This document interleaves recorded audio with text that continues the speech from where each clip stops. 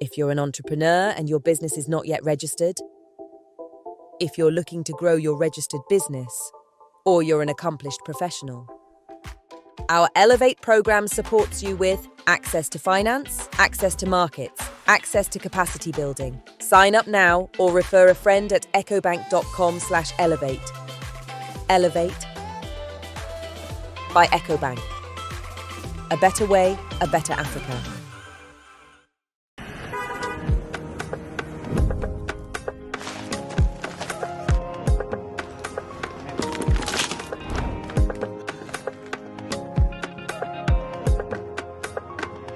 Yëpp lay fay. Sant Yàlla.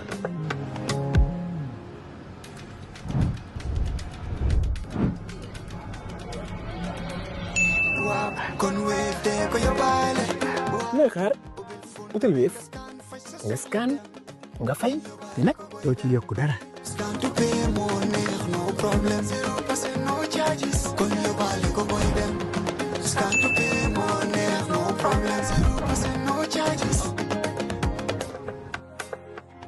Jar Oil. The company have filling stations across the country, and our rates are relatively cheaper than anyone else across the country. Jar Oil is the biggest producer and distributor of cement in the country with the most competitive prices in the market. What support is available for small and medium-sized enterprises, and are there concrete plans to improve access to affordable financing for young entrepreneurs to enable them to grow their businesses and create jobs? Certainly. In fact, access to finance has been identified as one of the biggest stumbling blocks to furthering the commercial vigor of the country. So on that note, we notice as a government a gap in our financing mix, access to finance. We realize that there is no access to develop long-term or patient capital in the country. So that's why we have transformed the Social Development Fund into a development bank. Cabinet has approved it. Central Bank has given the prior, conditional approval, and now the team is working together. We are likely going to get support from the African Development Bank on the transformation of the SDF into a development bank that will provide access to youths, women, and entrepreneurs on sustainable basis. Okay. So we are expecting, based on our own timelines, before December we break the ground running. Oh, wow. The social development will become the development bank of the Gambia. Oh, wow. Yes. Given the country's debt obligations, that word again, debt, what is the government's long-term strategy for reducing public debt while maintaining sustainable economic growth? Well, I have elaborated extensively, but I repeat. The best sustainable way to manage our current debt portfolio is to ensure that, one, we only borrow where we need to. And we only take borrowing which are concessionary. By concessionary, I mean 35% grant element. And three, we have already started. In fact, you know what? One trigger that led to the accumulation of debt. In 2020, on the onslaught of COVID, yes, the MDBs came together and told the borrowing countries, look, because of the COVID, suspend paying the principal of your debt and only service the interest element. So the capital stock of the debt was unpaid, on service. The servicing only started in 2024. So we have a 4-year period, which was a grace, but a grace, and this is where we need to look at our debt sustainability assessment carefully, because it's not just, we are exposed more to exchange rate risk than interest rate risk. Because, of course, some will claim that exchange rate is an adjuster. But for us, it's not an adjuster. It's a real issue. Because for every day, every time the Dalasis depreciate, our foreign currency stock of debt goes up in Dalasis terms. So for 4 years, the principal component of the debt was not serviced. It was suspended. So now we have started, and we are of the view that we will not take such easily. We'll continue to pay down the capital as per the payment plans. So that is actually, in fact, the debt to GDP is on a downward trajectory. It used to be as high as 785 in the past, but now we are around 68%. So that's one way to manage it. And of course, only borrow when you need to. That's why when we receive a financing that we deem not concessionary, we rejected it. And that was a financing for 20 million. We believe the terms were not favorable, and we are not obliged. So, and also to build the economic basis, that is domestic resource mobilization, in order to service those debt. Which these are how we're managing it. And of course, by becoming more transparent, we want to bring transparency to the debt management. So that we are publishing the debt bulletin. Citizens should know where these debts are coming from, where they are being put to use, and how they are being serviced. Yes. One thing you haven't addressed is the controversy over the currency swap that involved, the central bank of the. I love to laugh. Again, I'll just echo this. Please, please, please, let the so-called analysts operate within their circle of competence. If you say that currency swap is a loan, that means you don't know what a swap is in the first place. So absolutely. Let me explain. The 75 million no, is not a loan. No. Let me explain to you how a swap works. A swap is an exchange of cash flows. At initiation, you exchange two currencies. This was a currency swap. There are two types of swaps. You have interest rate swaps, where you exchange fixed for floating, or currency swap, where you exchange two pairs of currencies. The Afri-Exim transaction was a currency swap. A currency swap initiated by Central Bank of the Gambia, taking 75 million of our deposit and placing it with Afri-Exim. And Afri-Exim taking 75 million Dalasis equivalent and placing it in the bond of NRA. So where is the loan? Where is the loan? Because for the Dalasis component, the dollar equivalent is with the Afri-Exim. A swap at initiation has zero value, at termination has zero value. What will change is a currency swap will have a value, positive or negative, depending on the exchange rate differential between the two currencies. So for heaven's sake, when the analysis say, let them, you see, these things are no-brainer. Google has made life easy for every Gambian or every citizen. If you don't know, just put in Google, is a swap a debt or not? It will tell you. You are only obliged depending on how the exchange rates move. But because you have swapped the cash flows, where is the debt? I'm asking. Central Bank has given the 75 million of the reserve money as part of their reserve placement with Afri-Exim. So if, for example, the default happens, let's say NRA cannot pay, this 75 million of the Central Bank will be used by Afri-Exim. Where's the obligation? So for heaven, I cannot explain enough how these so-called experts come and sort of like fool Gambians, say things that are not true and taking them for a ride, simply because they claim to be what they are not. In fact, when the experts come next time and comment on financial matters, ask them their qualification in those areas. Please, that I ask you. Tell me, tell him whether he has done a currency swap or how a currency swap is valued or traded. Only when he answers should you continue and allow him to talk. I'm sorry. Peter, this is very dangerous. You are speaking to the whole nation. You are misleading people, saying things that are not true, simply to get to score political points. You see, there's one thing to be a politician, another thing to be a professional. If you come and speak as an analyst, people don't look at your political lens. They'll take at face value. And one rule of analysis is thoroughness and due diligence. Look twice before you talk. Know what you are talking about.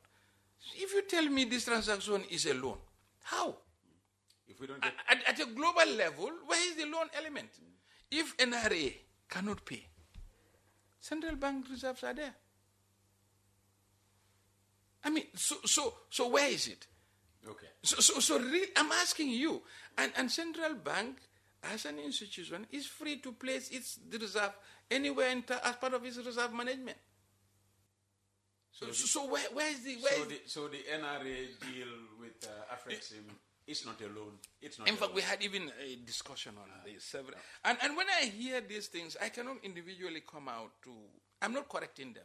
I'm saying let them go and do research on swap, how it's treated. Okay, let's move on. Please. But you know, Peter, I will repeat this again. When people come here and say I'm an economist, it's not enough. What you are commenting on? What's your competence? Okay. Unless they give that competence to you, you will not be doing justice to your audience by allowing them to spew things that they have no capacity to comment on. Just like me commenting on the quality of a road. Should you allow me? You say, no, Seedy, that's not your area. You have no capacity. And that's going forward what you should be doing. Right. Because they are speaking to the whole nation. And people take at face value what they tell them.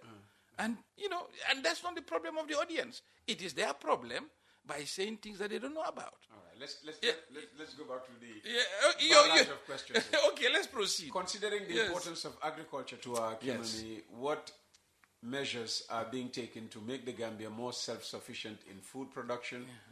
And how does the government intend to improve access to agricultural financing, irrigation systems, and modern farming technologies? Well, number one pillar of the economy is agriculture. Government is investing massively. Last year, we allocated more than 1.7 billion of our national budget to agriculture. To do what? Because he's specific. Yes, I'm coming. You have a specific regional project called Reward, funded by African Development Bank to improve rice cultivation in this country. That is being implemented. Yes. That is by bringing in what? Irrigation system? No, they're just modern farming technology. It's a whole project. Because that's his question. Yes. You see, irrigation is part of it. Okay. Irrigation is part of it. Okay. Fertilizer use is part of it. Double cropping is part of it. And use also of modern farming technology? Yes, that's why even government without that project is bringing combined harvesters, threshers, and machines to do the plowing. Okay. And the tractors. Don't forget, government has provided the farming community with more than 100 tractors. Okay. So and that's not the only intervention. Agriculture Ministry on their own is providing fertilizer to the farming community. A number of efforts, and the private sector is also coming on board. Okay. We have the Maro farms, we have the Yao oil. So it's a number of efforts are being put together. Okay. Yes. With many Gambians facing increasing financial hardship due to the high cost of living, what practical measures is the government implementing to reduce inflation, stabilize the Gambian Dalasis, and ease the economic burden on ordinary citizens? Well, these are relevant financial questions, but in finance there is a split. The Minister of Finance is responsible for fiscal affairs.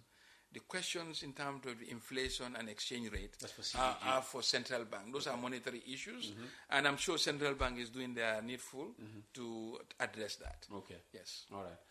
Hi, Uncle Peter. I love the work GRA is doing overall, but we need to talk about a tax policy that is quietly pushing Gambian businesses to the brink.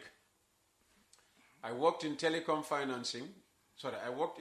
financial reporting for 14 years in the Gambia.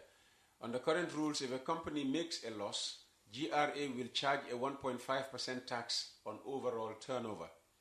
The problem: most businesses run on accrual accounting, meaning a huge chunk of the turnover is tied up in accounts receivable that haven't been paid yet. Take a business like West Coast Radio, using us as an example. If they post a loss but still have unpaid invoices, GRA still demands tax on that paper revenue. Where does GRA expect them to get the cash? Borrow from a bank? This exact issue is choking companies like Gamtel, Gamcel, Gambega, Julbrew. I spoke to the former Commissioner of Domestic Tax, Esa Diallo, about this back then, but nothing was done. The Minister of Finance really needs to look at this tax code. And this is from Usman, texting in from somewhere in the States. Yes, I think that's very useful observation. The tax regime is 27% of the net profit or 1% of the turnover, whichever is higher. This was because of the 1.5%. 1.5%. Yeah. I think it should be depend on whether it's audited or not audited. Oh, okay. If it is audited, is a different rate. Okay. One area is the issue of the quality of reporting. because many a time, some of the reports were suspect. That's why, GRA, in terms of assessment capability to look at the financial reporting of the taxpayers, is improving. And the points you mentioned are very pertinent, because a number of tax breaks can be given if you are in loss making, provided. But the whole proviso is reliable and trustworthy reporting framework. And as and when we get there, the tax code will be revised to take that on board. But as we speak right now, with a number of them not even filing properly prepared financial statement, this is the only regime to catch up to ensure that minimum tax obligations are fulfilled. Okay. Yes. Can employees in the Gambia file for tax returns? If so, what are the modalities? Well, if you are self-employed, you can. Because, if you are self-employed, you have your TIN number, you can do your business, you operate like that, and you file for your tax returns. But if you are a pay-as-you-earn, the obligation to surrender those deductions are on your employer. But if you are self-employed, you can file for your own taxes. Okay. Yes.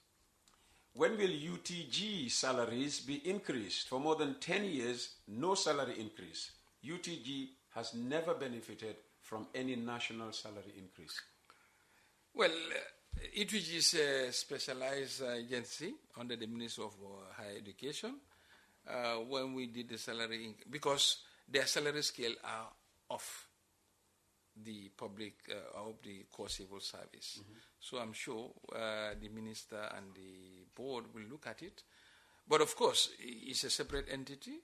It has to be able to look at a salary level that is within its ability to fund. 10 years without I don't know the duration, but right now I think the way around that we'll have to look at how financially sustainable is UTG as a going concern. And the salary reviews should be looked within that lens. Okay. Yes. Good morning. Above is a circular distributed to businesses in the Carnifing industrial area. With these unbelievably high rates, can the Honourable Minister reflect on the possible negative impact this will have on the business sector in general? And this seems to subject implementation of industrial estate zone management fees under the Investment Export Promotion Fees Regulations 2026.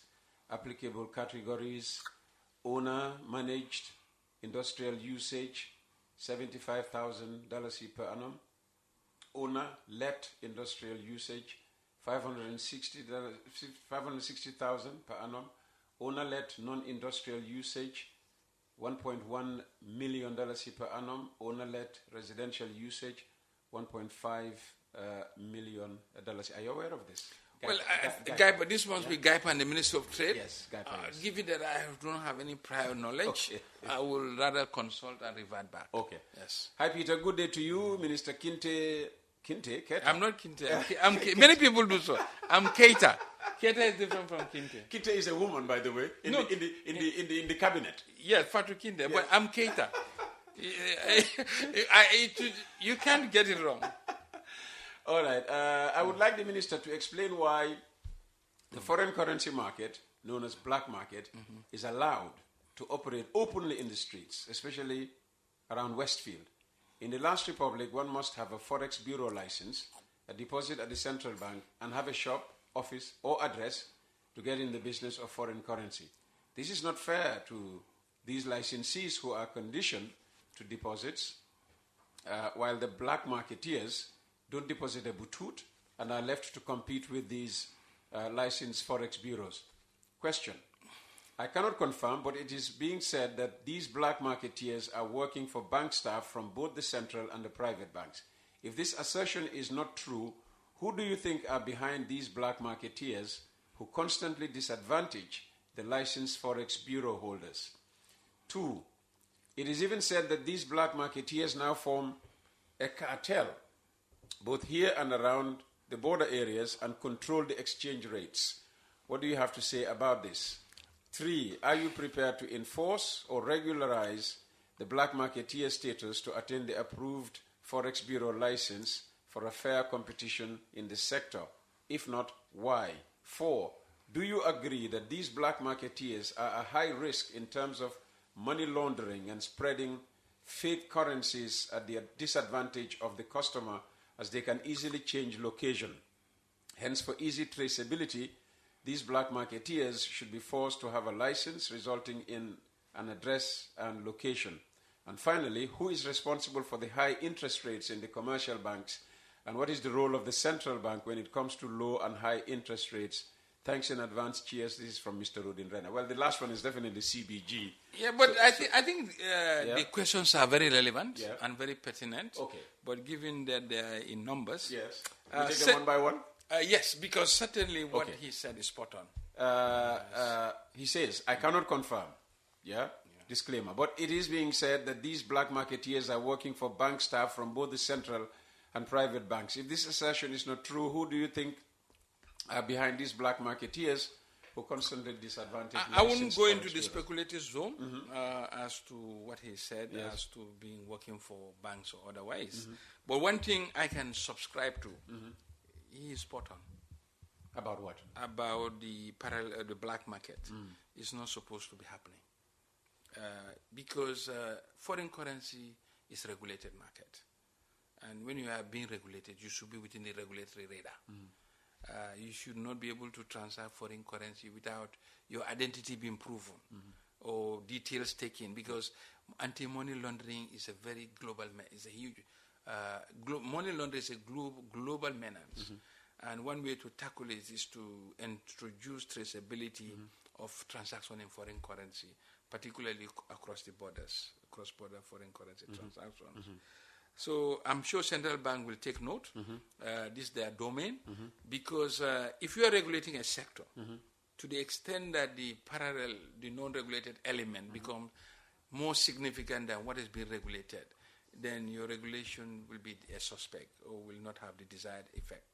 But I'm sure I'll take this up with the central bank. Please do. Governor and the needful will be looked for me.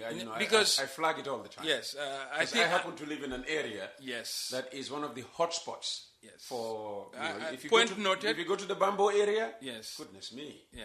No, I think not only about the money laundering issues, but even the viability, the taxes. No, there's merit in the question, and I think it deserves audience. Absolutely. And I will pass it on to the central bank. Certainly. Good morning, Peter. Kindly ask him what his opinion is about our only airport leaking and access roads flooded. Okay. The airport... but I'm not a minister for works, please. I always want to stay within my... You would have said, well, I mean, I'm only, he takes his money from you to No. Civil aviation is a state-owned enterprise. They raise their own money and spend it. Oh, really? Yeah. So they are not on government... okay, so the terminal building was not, built with funds coming from the... No, the government building, in fact, that's a different... It's the terminal building that is leaking. But then it's the asset of civil aviation. They should manage it. That's what the management is there to do. And that's on the different... Peter, like I am trying to take my own prescription. I want to stay within my circle of competence. That is not my domain. That's for the works minister and the civil aviation management to handle. But of course, it's a public radio, and I will take it up with my colleague minister as a communication. Sila? Yes. He's a good listener. Yes. Don't worry. Certainly. He's a good listener. I'm sure he'll do the needful. Hi, Peter. Can the minister say when the Gambia could be debt-free given the trajectory his ministry has taken? Given the successes he has registered, the average Gambian, in a number of ways, has not felt any impact of this. And does the budget go to the IMF for approval before the National Assembly, as before? The budget used to go to the IMF? No, actually, I think basically, let me make it. It's a framework, agreement of the fiscal framework. Because when you're in a program, you have to make sure that you construct your budget in a way that is aligned with the program objectives, and that is as prescribed in the fiscal framework. But it's not for them to approve it, Of course, we do have to have bilaterals. So if they have concerns, they will just call No, we do discuss. Okay. And in fact, when we don't agree, sometimes it leads to delay. We discuss budget before it goes to Parliament. No, of course, we will have to have a sign-off from them as partners. But not a prescription as per se. but to be consistent with the program objectives. That happens. Will the Gambia ever be debt-free, and if yes, when will No, that I'm be? asking the question back. Let them mention for me any country that is debt-free. If there is one, then Gambia can work towards that. Because I don't know which country is debt-free. Because even the developed countries, they have debt to GDP more than 100%. Their debts are in trillions. Yes, if you look at our total debt stock, 140 million is about $2 billion only. In terms of absolute number, or just the size of the economy makes it look alarming. But if we grow the pie, we grow the economic fundamentals, this can be easily contained. Okay. You know, but I have never seen in my financial experience any country that is debt free. Okay. So if there is one, we'll work towards. We will see what those, because you see, it's a lesson. It's a peer learning system, and we'll be happy to, even as rich as countries like Middle East, Saudi Arabia, with all the oil, they still have debt. So we want to have sustainable, manageable debt. We were at an elevated level. You know, the debt to GDP in the Gambia used to be 120%. Now it's now 68. 68. So it's on a downward path. That the whole objective is to make it sustainable and responsible. And what we want is very positive from the citizen, to hold government to account that the debt are used to productive areas. Good afternoon, Mr. Gomez and Honorable Seedy. This one is coming from Kenya, Nairobi. Honorable, the new $52.6 million infrastructure project promises 60 kilometers of road and electricity to 80 communities. Where are those communities, and what's the timeline? And the IMF conditions include fuel price pass-through, wage bill control, and revenue measures. Which one will be felt most by ordinary Gambians, and what is the cushion? No, actually, I think the new infrastructure project, the Works Ministry has worked with the World Bank, and several communities have been identified. I don't remember them off my head. But coming to IMF, IMF, like, they are trusted financial advisors, but they are not the decision makers. They can advise, and their advice is evaluated on its own merit. So their advice is for you guys to take your foot off the subsidy pedal? But we have told them, and we are clear, that we will adjust as we go along, and we will look at the realities on the ground. When we subsidized in April, it was a subsidy, and that advice was already in place at the time. So we are cognizant of any advice. We will not rubbish it off, but we'll implement it on a measured basis, so long as it will not adversely affect the citizens' lives and livelihood. Because what we don't want, we cannot create a social havoc only to say IMF made us do it. That's irresponsible. We will make sure we are in the driving seat. Whatever they are telling us, they're not, by the way, they're not telling us anything that we don't know ourselves. No. Absolutely not. It's not that we are a kid in the dark and then we are hand held and walk through the door. No. We discuss and share ideas and we agree to move on. There is a lot of disagreement internally between us before we come out. So it's only the refined outcome that we come out with and say, this is what we all sign up to. But there are a number of things that we don't agree on. Yes. Emily in Nairobi, that's your answer. Yes. Good morning, Peter. This is a joke from Dr. Mamadi Cham, formerly of Bundung Maternal and Child. Remind the Honorable Minister that he declared himself a new Minka on the inauguration of the Hakalang Road. This statement is on record. Yeah, I agree and I accept, but I you know why I said so? I asked the president, I said, why could you not have waited a little bit? Because, Peter, I saw the transformative impact of this road. In fact, normally I don't give money to give, but except that occasion.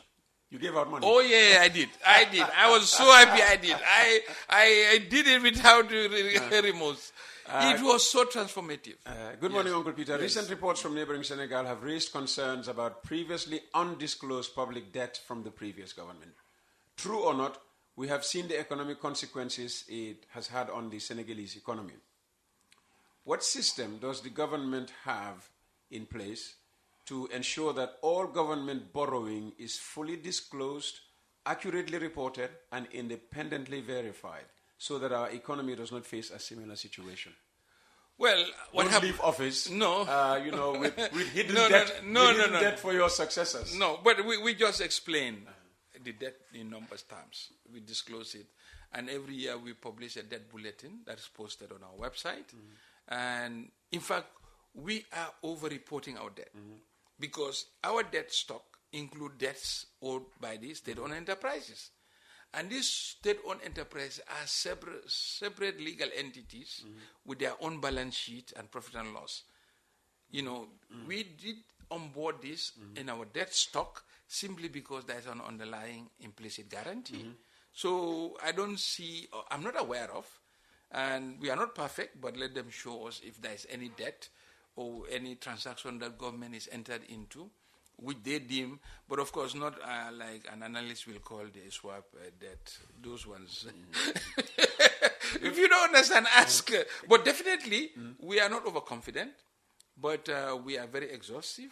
We even occasionally circularize. That's why no public enterprises can raise borrowing without a Minister of Finance approval. So we are aware of that. Particularly, in fact, most of these will relate with international borrowings. And those ones, the Minister of Finance is the lender of record. So as far as we are concerned, I think the case in point in Senegal is the state-owned enterprises, sort of, debts were not reported before. And now they were all put in one basket. But for us, we already are putting the state-owned enterprises debts in our books. Yes. The BCC mayor and other Banjulians are planning to protest over the non-payment of royalties by a sand mining company, SMJ. It is understood the royalties are lodged at the Accountant General Department's office under the Ministry of Finance. What is your ministry's position on this? Well, royalties, like any revenue stream of government, there are regulations guiding how those revenues will be utilized. For royalties, in terms of where mining is done, there are contracts, agreements made between the ministry and the mining community. And it is those agreements that inform how the allocation of those proceeds are utilized. So what I would urge the mayor, let them contact the mining ministry, Ministry of Petroleum and Energy, and look at whether there is an agreement already to say that this is their share of the revenue or not.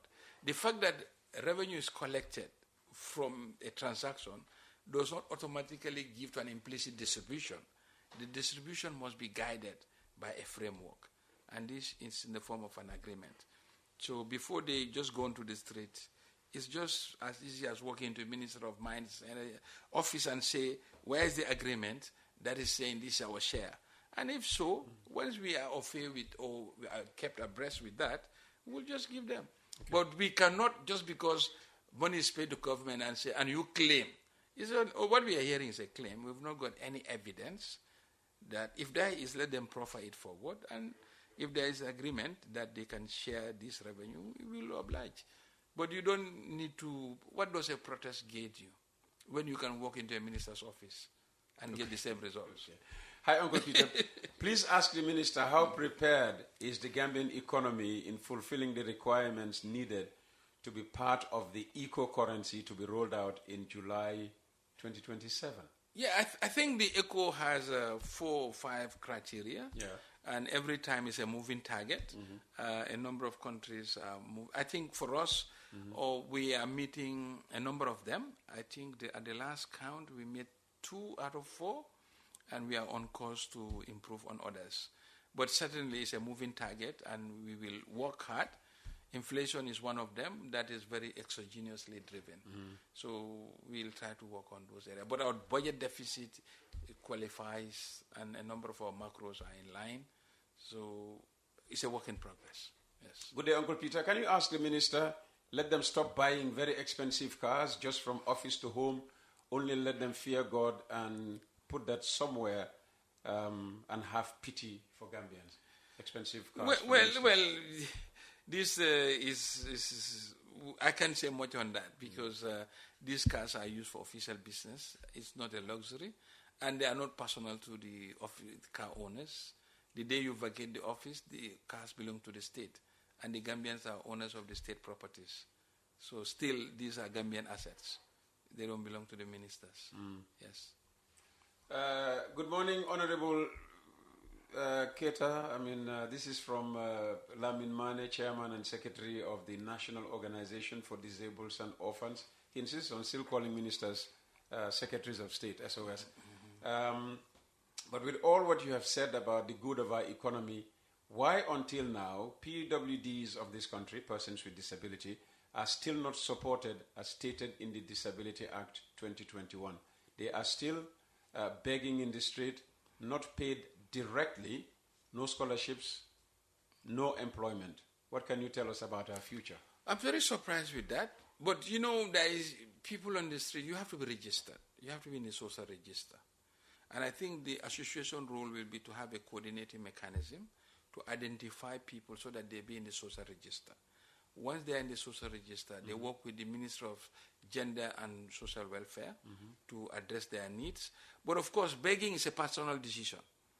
Don't be surprised. Some people begging are not that ordinarily poor. So giving people support doesn't mean you will prevent begging. It's a personal decision. But certainly, they are not left out, and the Gender Ministry is very concerned. We do the cash transfers, and from our point of view, they are meant to be going to the vulnerable, and people with disability are deemed to be within that category. So let them engage their line ministry for the needful to be done. Who bears responsibility for oversight of not deducting withholding tax on the private jet hire and the auditors that the auditors picked? Just to admit that it was an oversight by the people involved and allowed it to pass is not enough. Someone should pay for the lost revenue to government. Accountability calls for responsibility for commissions and omissions and not mere admissions. Well, I think this is a very progressive finding.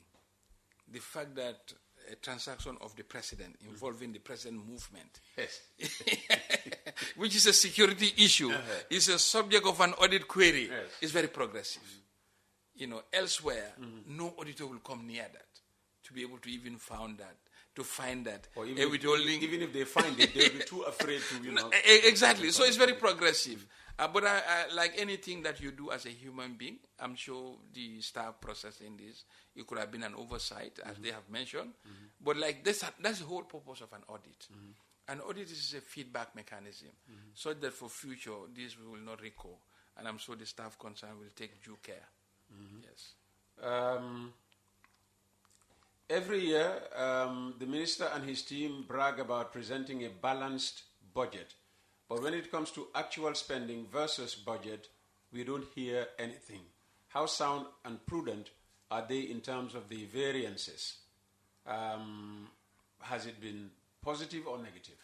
Well, the numbers are there. The 2025 accounts are out, and that will show the actual results against the budget.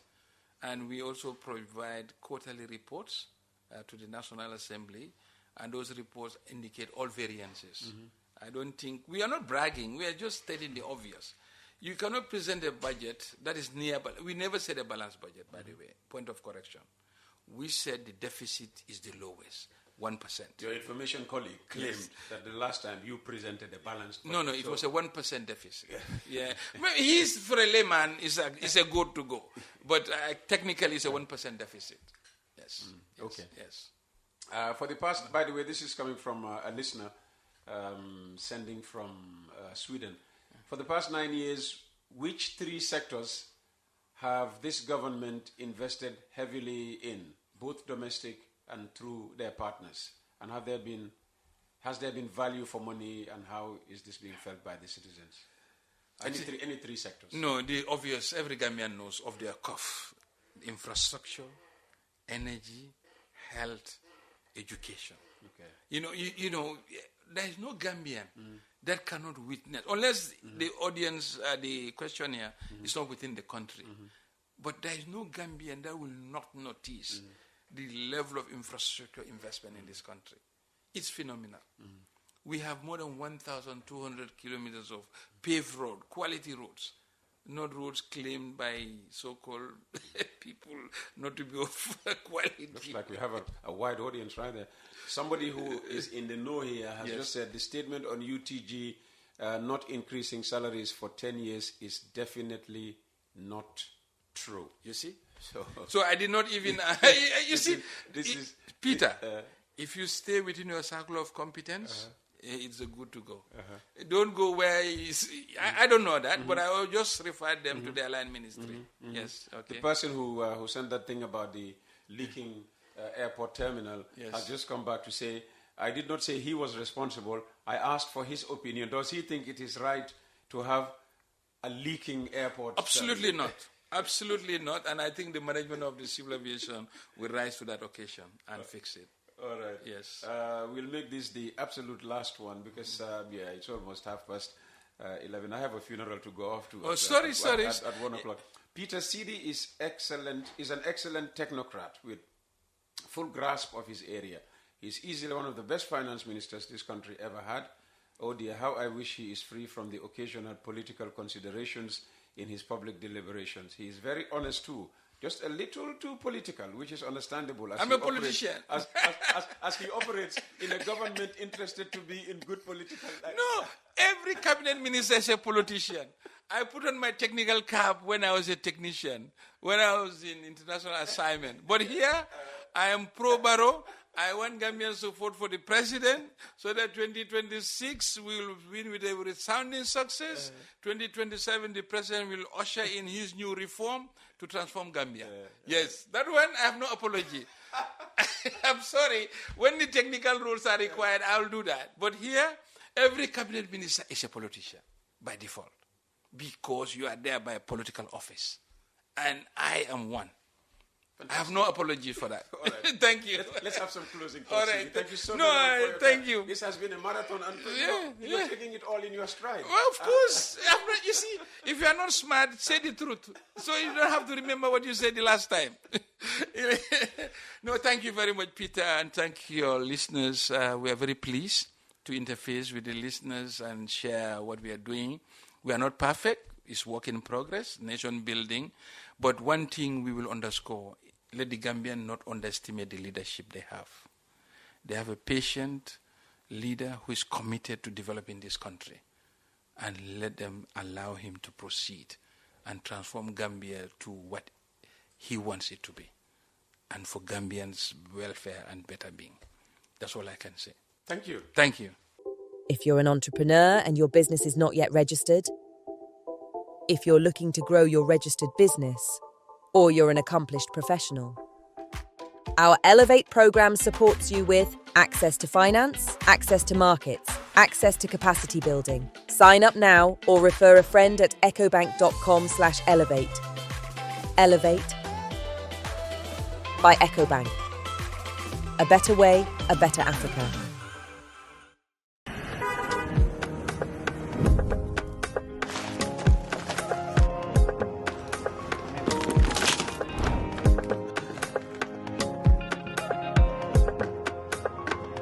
Wéef lay fay.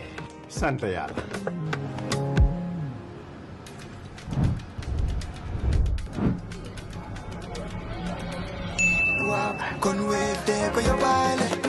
looy xaar utal Wéef nga scan nga fay te nag doo ci yokku dara.